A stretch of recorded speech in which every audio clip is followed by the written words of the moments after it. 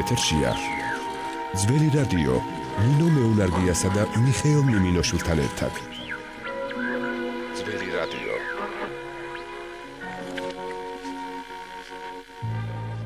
ეთერში დაგიბრუნდით ძველი რადიო მიშა და ნინო ძალიან საინტერესო თემით პოეზიის საერთაშორისო ფესტივალი პრემია ივერია იტალიაში პროზა პოეზიის უკაცრავად სწორი შენიშვნა და ჩვენი სტუმრები პრემია ივერიის დამფუძნებელი ნუგზარ ჭიაბერაშვილი მწერალი იოსებ სიბოშვილი მოგესალმებით დიდი მადლობა რომ გვეწვიეთ და რაც შეეხება ზოგადად პრემია ივერიას არაერთის ვისაუბრია ჩვენ ნუგზარ თქვენთან ერთად სტუმრებთან ერთად თუმცა სუსიახლეები გაქვთ თქვენ არ ჩერდებით და ეხლა ცოტა ხნის წინ ჩამოხვედით იტალიიდან და Facebook გვერდზე გადავნებდით თვალყურს ძალიან საინტერესოდ გაიმართა ეს ღონისძიება სასაუბრო ბევრია ასე რომ დავიწყოთ გისმენთ მოგესალმებით კიდევ ერთხელ დიდი მადლობა კიდევ ერთი ეთერისთვის და ვიცი რომ ალბათ ეს ეთერების მიწურულია და მშვიდობიან შეგულებას და დასვენებას გისურვებ ფაქტიურად ძალიან მალე დავასრულეთ სეზონს დიახ ამიტომ მადლობა კიდევ ერთხელ მოკლედ იტალიის ეს ღონისძიება თუ შეიძლება ითქვას ძალიან მნიშვნელოვანი იყო არა მარტო როგორც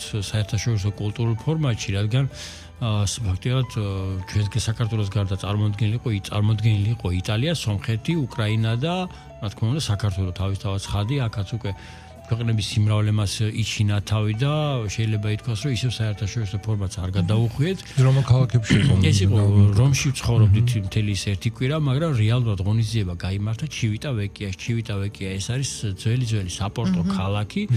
რომელსაც ძალიან დიდი მნიშვნელობა აქვს და ამ მნიშვნელობას მინდა ხაზი გაუსვა და პირველ რიგში მადლობა მინდა უთხრა საქართველოს საელჩოს, ქალბატონ თამარ ლილუაშვილს და მთელ საელჩოს, იმიტომ რომ მათ ეს ბრწყინვალე იდეა მოგვაწოდეს, რომ გაკეთებულიყო ღონისძიება არა რომში, არამედ ჩივიტა-ვეკიაში, რადგან სულხან-საბა ორბელიანის როგორც ერთ-ერთი უდიდესი დიპლომატის, ქართველის, მუზარმაზარი მოღვაწის დიპლომატიური მოგზაურობა მაშინ, როდესაც სულხან-საბა მოგზაურობდა ევროპაში, იყო ჩივიტა-ვეკიაზე გადიოდა, აქედან გამომდინარე შეიძლება ხომაღლა ითქვას, რომ ქართველებისთვის, მათ შორის ქართველი ხელოვანებისთვის და გნებავ დიპლომატებისთვის ჩივიტა-ვეკი არის ძალიან მნიშვნელოვანი ადგილი და სხვა დატვირთვა აქვს. რა თქმა უნდა, აი ამ დატვირთვის თვალსაზრისით გაჩნდა ზუსტად საბოლოო ჯამში ჩამოყალიბდა ის, რომ გაკეთებულიყო ამ ულამაზეს მხარეში, ეს არის საზღვაო, როგორც თქვი თავიდანვე, ეს არის საპორტო ქალაქი, რომელსაც მაშინაც ძალიან დიდი მნიშვნელობა ჰქონდა საერთაშორისო ურთიერთობებში და ვაჭრობაში იყო ეს თუ ნებისმიერ ფორმატში და რა თქმა უნდა არც ამჟამად არ აქვს ნაკლები დატვირთვა და ნაკლები მნიშვნელობა ჩივიტა-ვეკიას და ყველაზე მნიშვნელოვანი ის არის რომ ჩვენ ყავს ჩივიტა-ვეკიაში საქართველოს ყავს კონკრეტულად ჩივიტა-ვეკიაში ყავს საპატიო კონსული არაჩვეულებრივი ქალბატონი მიქაელა რეინერო ადამიანი რომელსაც ძალიან უყვარს საქართველო და მაისში ჯერ კიდევ ვიდრე ჩვენ წავიდოდით ჩივიტა-ვეკიაში ღონისძიებაზე მაისში ქონდა მან გამართა ღონისძიება რომელიც იყო ენიო მორიკონეს მუსიკის საღამო კინომუსიკის საღამო თბილისში ეს არის ძალიან დიდი წარმატებით ჩაიარა და მისი ინიციატივა იყო რომ რა თქმა უნდა ჩივიტა-ვეკიაში ასევე მისი ინიციატივა იყო გარდა იმისა ჩვენი საელჩოს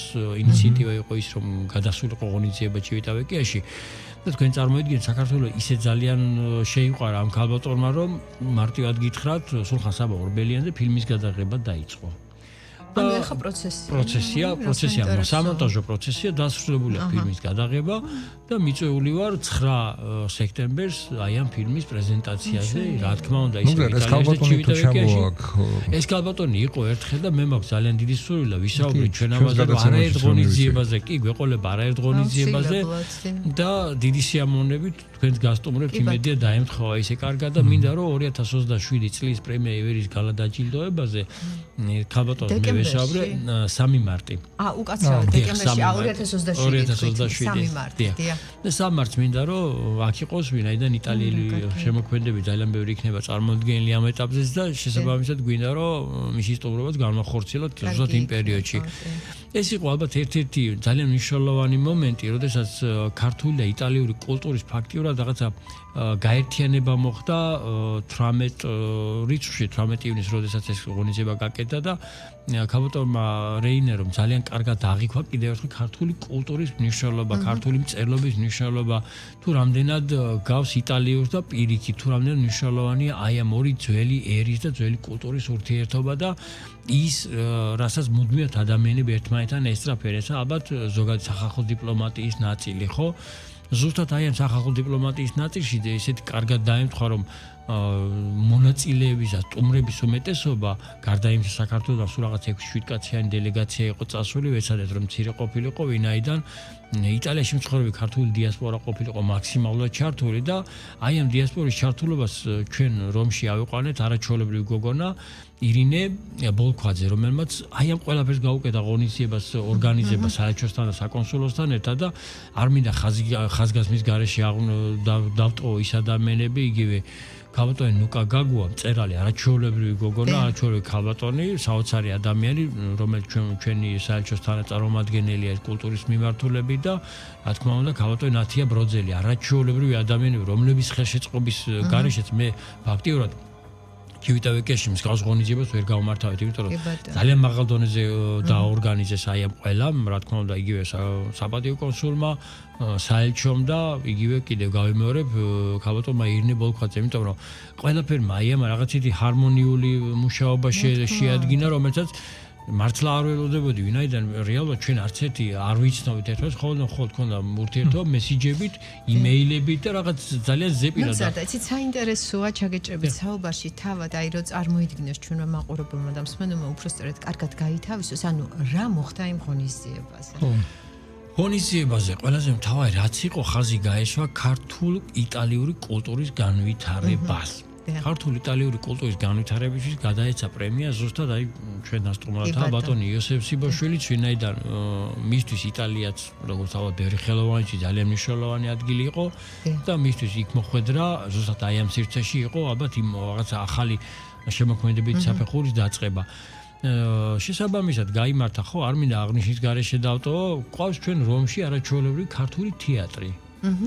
რომელსაც ხელმძღვანელობს ძალიან კარგი რეჟისორი ქალბატონი ლალი ლატარია და მათი წარმომადგენლობა თეატრი პატარა სპექტაკლიც კი გაუმართეთ ღონისძიების დროს, ანუ ფაქტიურად იყო საკონცერტო ნომრებს პლუს ქართულ არაჩვეულებრივი მომღერალი იყო და ქალბატონი ლელა ბურდული, რომელმაც შესანიშნავად იმღერა და ყველაფერმა აი ამან იტალიელებზე, როგორც საპატიო კონსულზე, ჩვენ საელჩოზე დამსწრე ჩვენ მონაწილე იტალიელებზე თუ სხვებზე ქართველებზე იმდენად ღრმა შთაბეჭდილება დატოვა, რაღაც ისე ღონისძიების ქრონომეტრაჟი რაც ქონდა, იმას გადავაცდილეთ კიდევაც და რაღაც არავის არ უნდა ღონისძიების დასრულება, მით უმეტეს თეატრმა იმოქმედა ძალიან, იმიტომ რომ სპონტანურად შექმნილი სპექტაკლი არ იყო, იცით როგორ იყო, რაღაც პირველი მერცხალის ეპიზოდები იყო ეჭუდების სახით იყო, იმიტომ რომ შექმნილი იყო ყველაფერი, აი სპონტანურად ჩვენი პრემია ივერიისთვის შეიქმნა, რომელიც მანამდე ბევრი რაღაცა მე ბებე ილიკო და ილარიონა ძალიან ბევრი კარგი სპექტაკლია დადგმული და აკეთებენ ხოლმე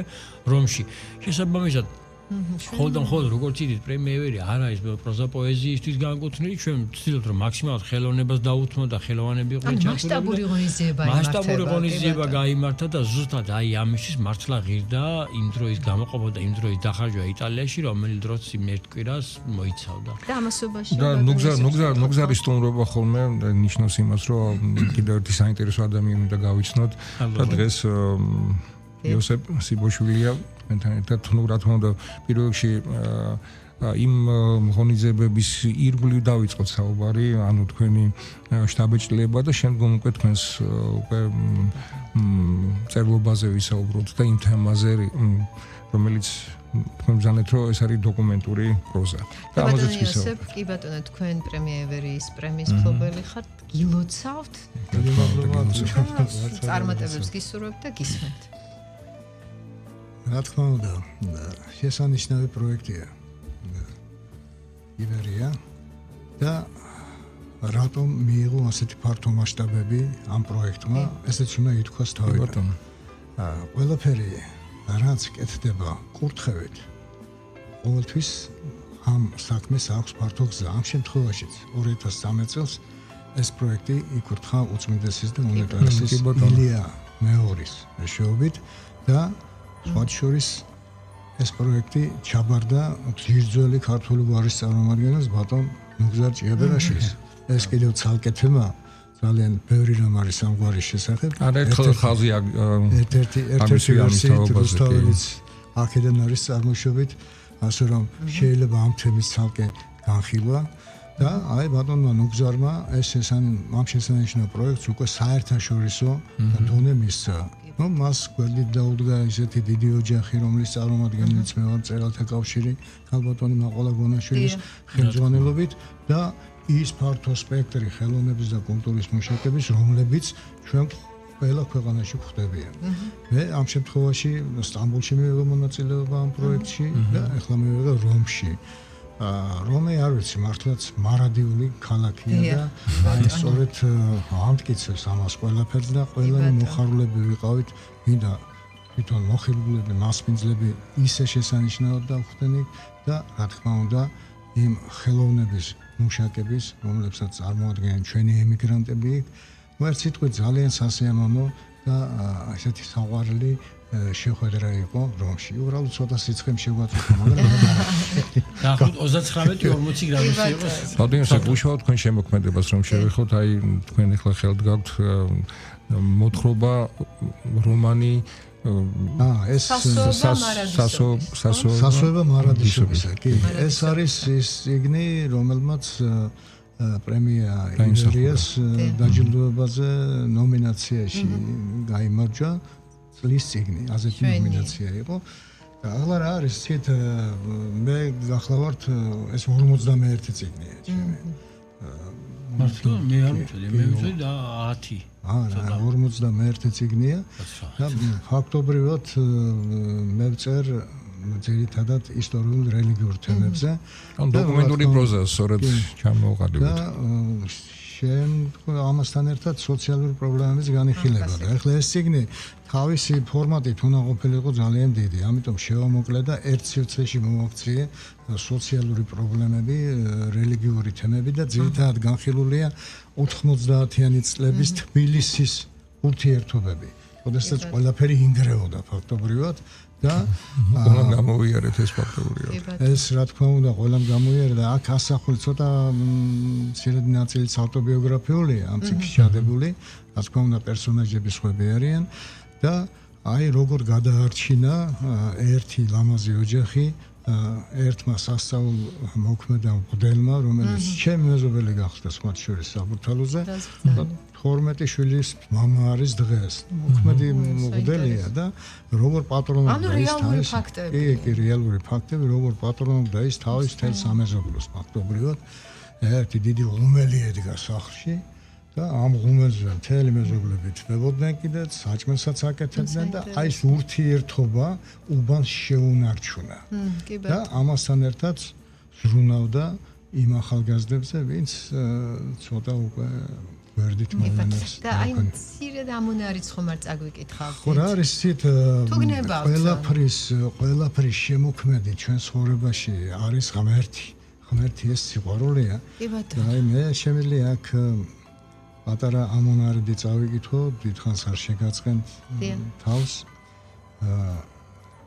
ამასე ეს ოჯახი რო გადარჩა, ეს ეშმაკის მახეები რო გაიარეს, ასე რომ ღმერთთან მისასვლელი გზა სიყვარულზე და კეთილის საქმეების კეთებაზე გადის. სიყვარული თავად ღმერთია. სიყვარული ბუნებით ღმერთის მიმსგავსებაა. რამდენადაც ეს მისაწვდომი და შესაძლებელია კაცთათვის, ხოლო საქმით სულის დამატკობელია. სახით სარწმუნოების წყაროა, სულგრძელების უსწრულია და სიმდაბლის ზღვა. ჭეშმარიტი სიყვარული განძარცვაა ბოროტ გულის თქმათაგან, რადგან სიყვარული ბოროტს არ მოიხსენიებს.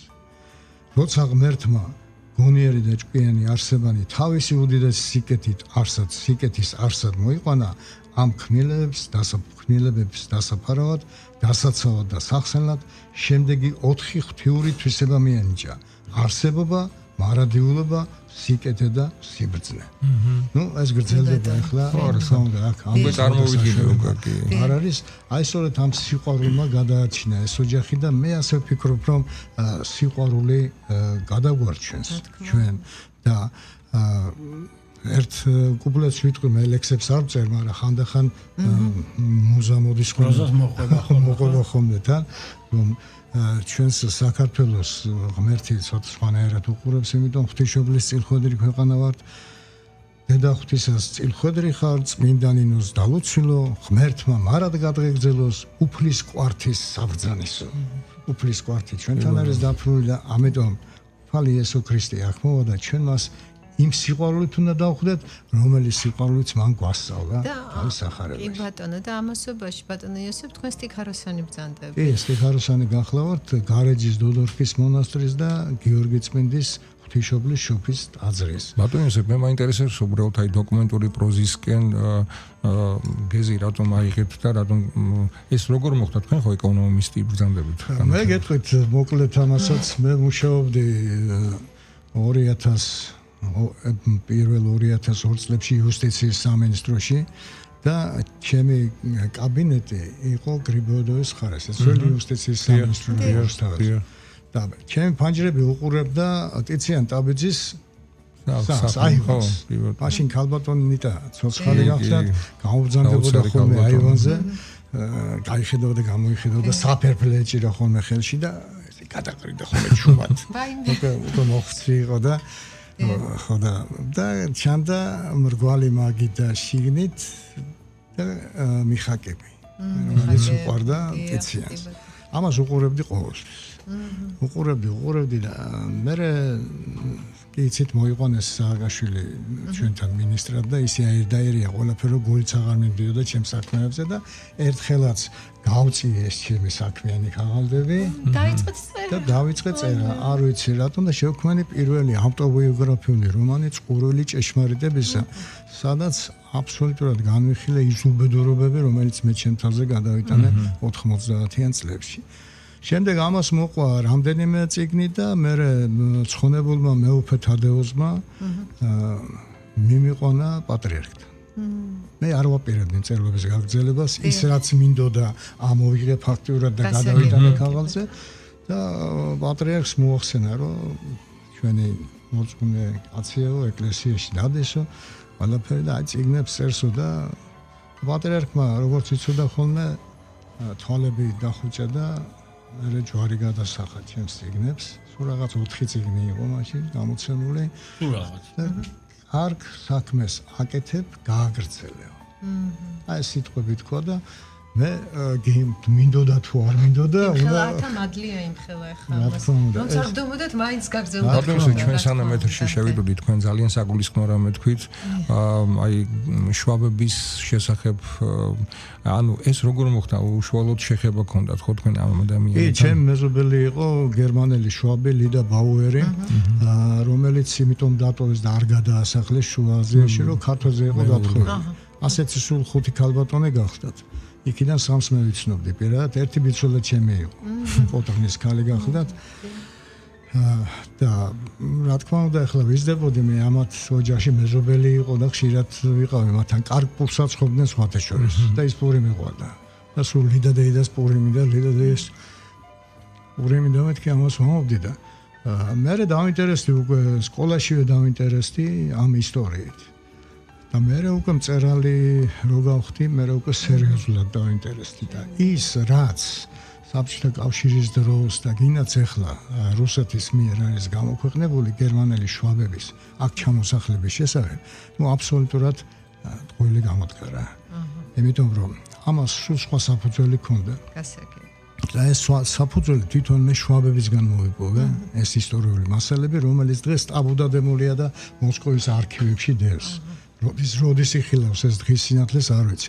ბევრმა დოკუმენტური ფილმიც გადაიღო, ბევრმა დაწერა, მაგრამ ეს გერმანელი კოლონისტები ვერ ამოიღეს. ესენი კოლონისტები არ იყვნენ.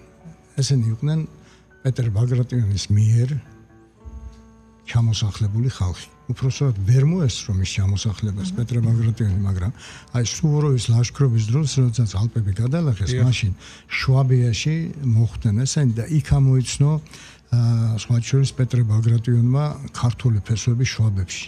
იმიტომ რომ ყოველი მეორე ოჯახი მევენახე იყო. და რადგან ხასიათისას გვანენ ხო ცოტათი. კი და ამიტომ ესე იგი მან თავისი თქვენ რამდენად სწორია მე არ ვიცი, მაგრამ რომ ესენი კავკასიიდან კავკასიური გადასახლებები რო იყო ჯერ კიდევ დაუსახლებელი ევროპაში, მაშინ არიან წასულები აქედან.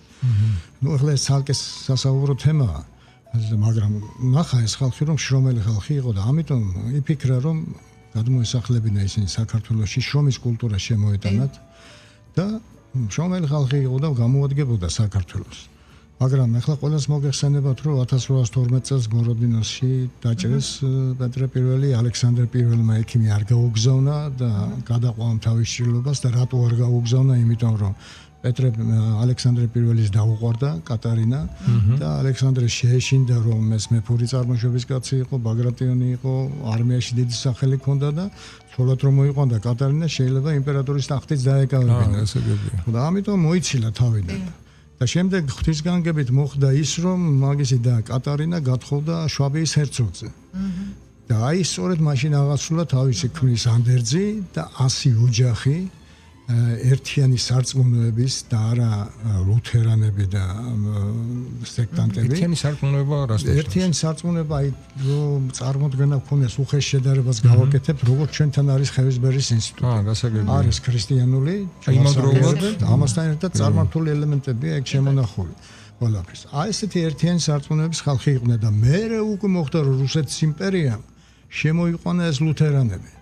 რომლებმაც თავის კირხეები ააშენეს აქ და ეს ამ ლუთერანებში უამრავი აგენტი ავდა უკვე რუსეთს, მაგრამ ეს პირველი 100 ოჯახი ნამდვილად სერიოზული ოჯახები იყვნენ და აქედან 31 ოჯახი დასახლდა სოფელ სერჩელეში, სადაც 3 სოფელი შეიქმნა: მარიენფელდი, პეტერსდორფი და ფრაიდენდალი. და მარიენფელდი დაარქვეს ყველას გონია რომ ღვთისმშობლის გამო დაერქვა, არა. მარიენფელდი დაარქვეს ალექსანდრე პირველის დედის საპატივცემულოდ. და პეტერსდორფი კიდე დაარქვეს არა პეტრე პირველის საპატივცემულოდ, არამედ პეტრე ბაგრატიონის საპატივცემულოდ და აი ამ ტოპონიმიდან დაიწყო სწორედ გამოძიება იმ საქმის, რაც მე ახლა მოვახსენე. ეს ყველაფერი თქვენს კრებულშია. ამოვეცი მე 2012 წელს წიგნი და შარშან გადაითარგმნა გერმანულად და გავრცელდა სხვა შორის გერმანიაშიც. მშვენიერია და როდესაც ზოგადად ძალიან საინტერესო ისტორია გვიამბეთ და როცა ქართული ამბავი ასე საზღვრებს გასცდება და თქვენ ბრძანეთ რომ გერმანულად ითარგმნა და გავრცელდა რა თქმა უნდა იქ მკითხველიც ეყოლება და უკვე ხო ანუ ჩვენი ისტორიიდან ერთ-ერთი ეს იქნება ამბავი და ივრის საერთაშორისო ფესტივალის ხასი კი და უცებ დაინტერესდა შემდეგ უკვე რა ხდებოდა ზოგადად და ამ ქვეყნის ისტორიით და ასევე მინდა ეხა გადავაბა ამ პრემია ივერიას, როდესაც პრემია ივერია დაიწყო, თავიდან საერთაშორისო მასშტაბი არ ქონდა, ხო? იყო საერთაშორისო, მაგრამ ამ ხელაზე არ იყო და ნუ მე ძალიან კარგად ეხა ერთ-ერთი ჟიურის მონაწილეც ვიყავი, რომ აქ იმართებოდა და მე ნელ-ნელა უკვე იქიდან მოიწვიეთ დაუშვათ იქ პარტნიორები ნელ-ნელა და იმდენად ესე იგი ცნობადი გახდა, რომ აგერ ფაქტიურად იტალიაში დაიდეთ ბინა. ხო და ეს კიდე ცნობადობა ზრდის, ხო, გარდა იმისა, რომ იქ ქართველები იღებენ მონაწილეობას, ემიგრანტები მოდიან, რა თქმა უნდა, საელჩოს წარმომადგენლები. საგულისხმარო მუნიციპალიტეტის ხელმძღვანელები თვითონ გეპატიჟებიან და გთავაზობენ, რომ აქ ჩატარდეს. კი, მადლობა. იცით, ჩვენ ახლა მე ამ რამოდენიმე დღის წინ დავბრუნვით კიდე ერთხელ იტალიიდან, ის ქალაქ ბარიში ვიყავით და მოხდა ისე, რომ საბედნიეროდ პრემია ივერესთან ერთად იყო ჩვენთან ერთად იყო დამბრძანებული ქალბატონი მანანა დუმბაძე. ყველა მიცნ ნოდარ დუმბაძის ქალიშვილი და ბატონმა ირაკლიმ გენერალურმა კონსულმა რაღაც ისეთი საერთო ინიციატივა გაჩნდა, რომ რადგან ქალბატონი მანანა იყო ჩვენთან ერთად პრემია ივერის ხელმძღვანელი, მე ვიყავი იტალიაში, ქალაქ ბარიში დიასპორული რაღაც პატარა შეხვედრა გაკედა, რომელიც კიდე ერთხელ იცით არის პრემია ივერის მნიშვნელობაზე ვიტყვი თუ შეიძლება აქედან გამომდინარე, იმიტომ რომ როდესაც იცოდა გაიგეს რომ თქვა მე ვიყავი ჩასული ქართველმა იმიგრანტებმა და დიასპორის წარმომადგენლებმა დაახლოებით 2-3 დღეში დაორგანიზდა ეს შეხვედრა, სადაც ალბათ 40-50 ადამიანი შეიკრიბა, ძალიან მცირე შეყრება იყო, მაგრამ მნიშვნელოვანი რა არის რომ რის გამო მინდოდა ამ ამბის თქმა რომ ემიგრანტებმა და მათ შორის დიასპორამ რა თქმა უნდა ბატონმა ირაკლიმას აღნიშნა რომ თუ შესაძლებელია უფრო ფართო მასშტაბი მივცეთ, რადგან არის ძალიან ბევრი დიასპორაში მწერალი, მხატვარი, კომპოზიტორი და ასე შემდეგ, რომ პრემია ივერია ერთ-ერთი საუკეთესო სივრცე და პროექტია იმისის, რომ ვთქვათ, ქართველი ემიგრანტები და ის უკვე ძველი მეორე მესამე თაობის, ასე ვთქვათ, რომელიც გაჩნდა რეალურად იტალიაში, აი ამ ადამიანების დიასპორული ნაწილის შემოკრება გახდეს და ღონისძიების საერთო ფორმატში გაკეთება. აი თქვენ კითხვას შეიძლება ზუსტად აი ამ ნაწილს დაუპირისპირებდი ამითი გავცემ პასუხს, რომ პრემია ევრის ის საერთაშორისო დამოკიდებულება, რაც გაჩნდა თავიდანვე და რასაც კიდევ ერთხელ გავიხსენებ მისი უწმინდესობის ილია მეორის თხოვნას, რომ რაც შეიძლება მეტი ყურადღება მიაქცია დიასპორას და ქართველ ემიგრანტებს, იმიტომ რომ მათ არ დაკარგვონ იმის შეგრძნება, რომ ქართველები არიან და მათ ყოველთვის ელოდებიან საქართველოში და ჩვენც რა თქმა უნდა ჩავდივართ იქ. ერთ-ერთი თხოვნა ის იყო მისი უწმინდესობისგან, რომ ისინი რადგან ვერ ჩამოდიან ბევრი მიზეზის გამო, თუ შეგიძლიათ თქვენ ჩადით ხოლმე. ამიტომაც ზუსტად აი ამ ყველაფერმა ალბათ მოიტანა ის რეალობა, რომელიც რეალობაც უფრო მასშტაბებს თუ შეიძლება ითქვას ზრდის. ვცდილობთ ახლა მარტო იტალია არ იყოს ჩვენთვის მნიშვნელოვანი, იგივე ძალიან მნიშვნელოვანი პოლონეთი, იგივე მნიშვნელოვანი ნაწილი გაჩნდა ჩვენთვის რუმინეთი, რომელიც ანთიმოზ ივერიელის სახელსაც უკავშირდება ძალიან ბევრი რამე და რუმინეთში ყავს ძალიან კარგი ადამიანი, ეს არის ქალბატონი ვალერია ბილტი, რომელიც არაჩვეულებრივი პროექტია, მსგავსი პრემია ივერიისა, მაგრამ რა თქმა უნდა რუმინულ ჭრიშია საერთაშორისო პრემია არის მისიც და იგივე კიდევ ერთხელ გავიხსენებ ანთიმოზ ივერიელის მნიშვნელობა ქართველებისთვის და პრემია ივერიისთვის ნებისმიერ შემთხვევაში იგივე სხვა ევროპულ ქვეყნებში გვინდა ძალიან კარგი პერსპექტივით ვიმუშაოთ, იგივე საფრანგეთი და ესპანეთია ჩვენთვის მნიშვნელოვანი და შესაბამისად კიდევ ერთხელ მადლობა ნებისმიერ მონაწილეს პარტნიორს, რა თქმა უნდა, თქვენ რადიო იმეს და მავიცი ნებისმიერ ჩვენთან ერთად მყოფ ადამიანს იმისთვის, რომ თუ რაიმე შევძელით ამ ხნის განმავლობაში, აი ამ 13-14 წლის განმავლობაში, აბსოლუტურად ყველა ერთად შევძელით, ყველა ერთად შეძელით და იმედი მაქვს, რომ მეც გავაკეთებ. კი ბატონო იოსებ და თქვენთვის როგორც ავტორისთვის რა მნიშვნელობას ატარებს აი მსგავს ფესტივალებში მონაწილეობის მიღება? რა თქმა უნდა, ძალიან დიდი მნიშვნელობა აქვს ამას, იმიტომ რომ ჯერ ერთი საზოგადოებას ხვდები ისეც, რომელიც დაინტერესებულია, კიდე პოეზიით, კიდე პროზით, ახლოს ვინც იცნობს მწერლებს და პოეტებს, ის ადვილად გამიგებს ამას, იმიტომ რომ ეს ცოტა განსაკუთრებული ხალხია და ეს ურთიერთობა აყალიბებს ბევრ რამეს ადამიანის გონებაში, ახალ იდეებს, მოგზაურობა, რა თქმა უნდა, ქმნის კიდევ ძალიან ბევრ შთაბეჭდილებებს, რომელიც წერალს შემდგომში ადგება უკვე. მithumetes მის დოკუმენტური პროზით არის დაინტერესებული. ეხლა იქ ყველაფერს ვაკვირდებოდი, იცით თქვენ რომი, ეს ისტორიული ქალაქია და ყოველი ნაბიჯი, მithumetes ფლორენციაში რო ვიყავით, იქ ყოველი კვადრატული მეტრი ისტორია, ხო? ხო და აი მიუხედავად სიცხისა ესე იგი გაუგნებულები ვიყავით, იმით რომ ყველაფერი გვენახა, მაგრამ რა თქმა უნდა ყველაფერს ვერ ნახავთ. დიახ, და აი რომზე სულ ამბობ, რომ აი რა ჩავედი რომმა დამამარცხა თქო, ამ ფაფარაშვილი ლომი და დამამარცხა. ისეთი იმპერიული ხედვებით. კი ბატონო. და საინტერესო ბატონი იოსების სიტყვას გავაგრძელებ, რადგან ის დღეს პრაქტიკულად წარმოდგენილია როგორც დოკუმენტური პროზის და ისტორიული ნაწილის პროზის შემქმნელი. ქართველი ემიგრანტები და დიასპორა, ვინც დღეს უცხოეთში მოღვაწეობს, ესენი არიან ადამიანები, რომლებიც რაღაცა ჟამთა აღწერლებათაც კი გამოდგებენ 100 წლის მერე, უმხეშად ვთქვათ, ხო? 100 წლის მერე მათი ნებისმიერი წიგნი, რომანი, ჩანაწერი, ლექსი ეს იქნება ერთგვარად რაღაც გზამკვლევი 100 წლის შემდეგი თაობისთვის თუ როგორ ცხოვრობდნენ ქართველი ემიგრანტები ევროპაში და ჩვენ ეს ზარღვები, ჩვენ ეს სადავები ხელიდან არ უნდა გავუგოთ, იმიტომ რომ ჩვენ ხო რეალურად ევროპული ნაწილი ვართ, ევროპული აზროვნების, ევროპული მენტალიტეტის ქვეყანა ვართ და გვინდა რომ ევროპული საქართველო ქონდეს და უფრო ლამაზი საქართველო ქონდეს, ხო? აი შესაბამისად ეს ასე ვთქვათ ოქროს და ბრილიანტის გარკვეული ნაწილი, რომელსაც ემიგრაცია შეერი, გვიტოვებს იმ შემოქმედებით ნაწილს, რომელიც შემოქმედებით ნაწილით საბოლოო ჯამში იმედია გადაგვაბავს ევროპულ ცხოვრებასთან ერთად. აი ნუ გზავ ხშირად ხოლმე, მაგრამ არასოდეს არ მეორდებით, ყოველთვის რაღაცა სიახლეებია, ყოველთვის რაღაცა ახალი გზებია და ეს აი როგორც ბატონი იოსებმა ბრძანა, ეს უბრალოდ არ ხდება, რადგან კარგ საქმეს ემსახურებით და ღვთის საქმეს აკეთებ ნამდვილად. მადლობა თქვენ. ძალიან დიდი მადლობა. რამეს ხომ არ დაამატებდით? არაფერს დიდი მადლობა მინდა გადაგიხადოთ თქვენს რადიო მსმენელს, ღმერთმა დაგლოცოთ და სასიკეთო საქმეები ყოველთვის. ასევე თქვენთან ერთად. მადლობა, გისურვებთ წარმატებებს და რა თქმა უნდა, ახალი სეზონიდან სიახლეებით გელით. მადლობა. წარმატებები. შვიდი ზაფხული.